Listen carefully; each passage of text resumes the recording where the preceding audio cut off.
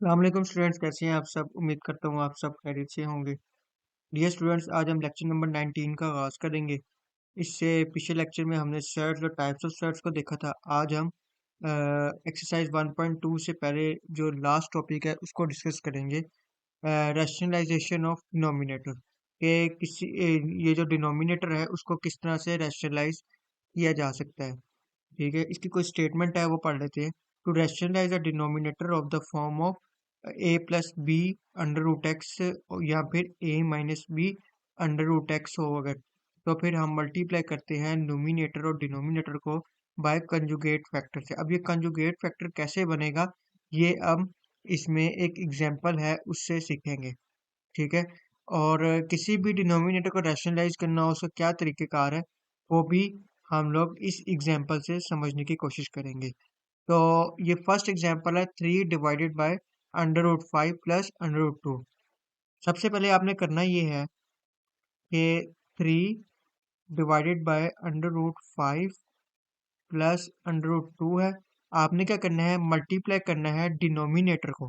ठीक है, under root 5 और अंडर रूट 2। ठीक है, यहाँ पे कौन सा साइन आएगा। ठीक है, यहाँ पे अगर तो डिनोमिनेटर में प्लस है तो फिर यहाँ पे माइनस का साइन आएगा। ठीक है, इस तरह से हम मल्टीप्लाई भी करेंगे और फिर डिवाइड भी करेंगे under root 5 minus under root 2 से। ठीक है, और इस तरह से ये कॉन्जुगेट फैक्टर बन जाएगा और हम इससे मल्टीप्लाई कर देंगे नोमिनेटर को और डिनोमिनेटर को। ठीक है, तो सिंपली आपने under root 5 plus under root 2 को इस तरह से रैशनलाइज करना है कि under root 5 minus under root 2 आ जाएगा, डिवाइड हो जाएगा under root 5 minus under root 2, यानी under root 5 minus under root 2 से आपने मल्टीप्लाई भी करना है और डिवाइड भी करना है। ठीक है, और ये जो under root 5 plus under root 2 है, सिंपली आपने इसी से ही मल्टीप्लाई कर देना है, सिर्फ साइन आपने चेंज कर देना है। ठीक है जी, अब अब आपने डायरेक्ट कट नहीं करना। Under root 5 minus under root 2 divided by जो under root 5 minus under root 2 हो रहा है, यानी इन दोनों को आपने डायरेक्ट कट नहीं कर देना। ठीक है, पहले आपने मल्टीप्लाई कराना है। ठीक है, 3 को मल्टीप्लाई करा दें इसके साथ, 3 bracket under root 5 minus under root 2। ठीक है, divided by under root 5 plus under root 2। ठीक है, मल्टीप्लाई किसके साथ हो रहा है, under root 5 minus under root 2। ठीक है, अब आपने एक फार्मूला पढ़ा होगा कि ए plus B, A minus B equal होता है ए स्क्र माइनस बी स्क्र। ठीक है, लेट्स से मैं कह देता हूँ ए हमारा जो है ये अंडर रूट 5 है। ठीक है, और बी मैं कह देता हूँ कि मेरे पास अंडर रूट 2 है। ठीक है, अब मैं इस में ये ए और बी की वैल्यू पुट करूंगा। Under root 5 plus under root 2 bracket under root 5 minus under root 2। अब ये देखें, ये और ये सेम है। ठीक है, तो मैं ये इक्वल होता है ए स्क्र माइनस बी स्क्र का, तो मैं लिख सकता हूँ कि अंडर रूट 5 का whole square minus under root 2 का होल स्क्र के इक्वल हो जाएगा। ठीक है, तो मैं इसको इस फॉर्म में कन्वर्ट कर लूंगा, इस फॉर्म में। ठीक है, ये फार्मूला अप्लाई कर रहा हूँ सर में मैं।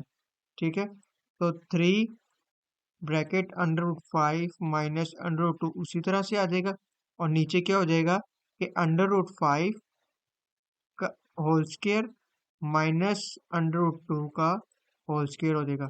अब आप इसको लाज ऑफ एक्सपोनेंट में भी कन्वर्ट करके आप कट कर सकते हैं, और वैसे भी स्क्वायर और ये अंडर रूट आपस में कैंसिल हो जाते हैं।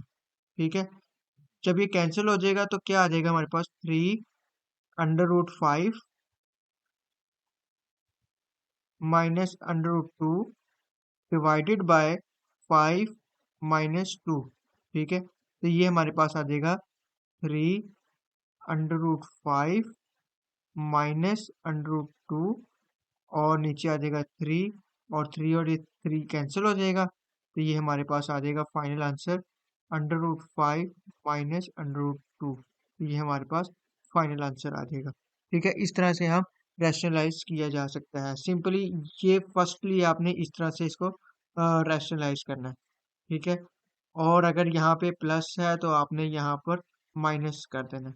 ठीक है जी, आई होप आपको रैशनलाइज समझ में आ गया होगा। इसका सेकंड पार्ट कर लेते हैं।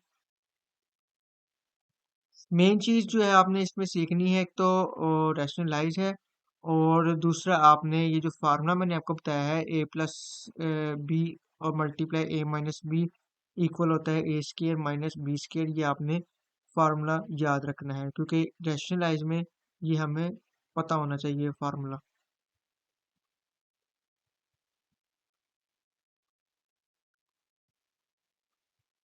ठीक है जी, तो अब सेकंड पार्ट है 3 डिवाइडेड बाई √5 माइनस √2।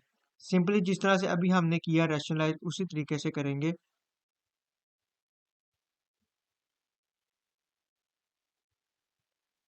3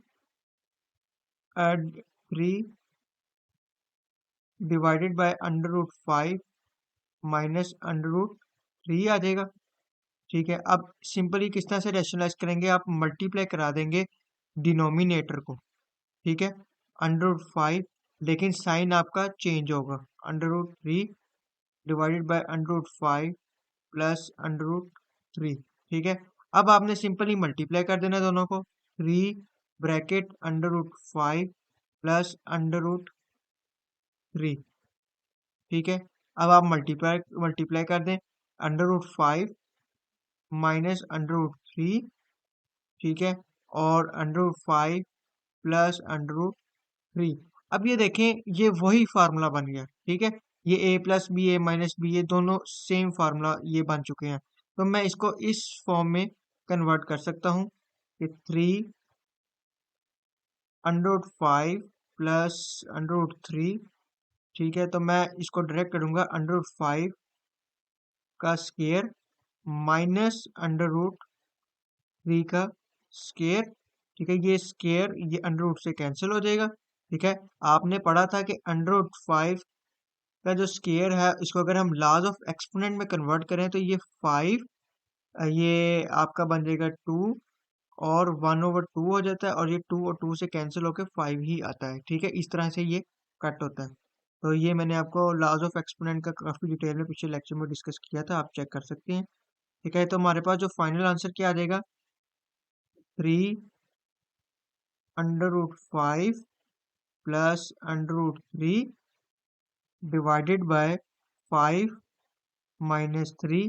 तो ये हमारे पास फाइनल आंसर आ जाएगा 3 √5 प्लस √3 और 5 माइनस 3 2 हो जाएगा। ये हमारे पास फाइनल आंसर हो जाएगा। ठीक है जी, आई होप आपको क्लियर हो गया होगा कि किस तरह से रैशनलाइज करना है। स्टार्टिंग में आपने सिंपली मल्टीप्लाई करना है डिनोमिनेटर को, लेकिन आपने साइन चेंज कर देना है। इस तरह से आपका रैशनलाइज हो जाएगा और आप फिर उसको मजीद सॉल्व कर लीजिएगा। ठीक है, नेक्स्ट लेक्चर में हम एक्सरसाइज पे जाएंगे, और आज के लिए इतना ही। इजाज़त दीजिए, अल्लाह हाफिज़।